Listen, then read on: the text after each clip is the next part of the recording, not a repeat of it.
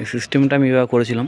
এই যে আপনারা দেখুন, এইভাবে এটাকে ব্যাকওয়াশ করার সিস্টেম। এটা মোটর অন অফ না করে আপনি বারবার এখান থেকে এটাকে ব্যাকওয়াশ করতে পারবেন। আমি একটাকে ক্ষেত্রে আপনাকে দেখিয়ে দিচ্ছি। দেখুন আমি প্রথমটা এখানে ব্যাকওয়াশ করবো, তার আগে চাবিটা খুললাম। এটা ফিল্টার মোডে দেওয়া আছে। কখন আমাকে ব্যাকওয়াশ করতে হলে আগে আমাকে এই চাবিটাকে খুলতে হবে। এবার আমি চাবিটাকে বন্ধ করে দিলাম।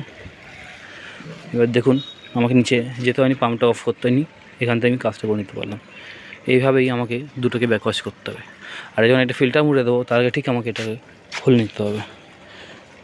আর এটাকে আমি ফিল্টার মুড়ে দিয়ে দেবো, আবার এটাকে বন্ধ করে দেবো আমি আপনার। এখন জল আপনার ট্যাঙ্কিতে যাচ্ছে। আর ঠিক এটাকেও আমার যখন ফিল্টার থেকে ব্যাকওয়াশ আসে তখন আমাকে চাবিটাকে খুলতে হবে, এটাকে ফিল্টার দিতে হবে, ফিল্টারে ব্যাকওয়াশ করতে হবে।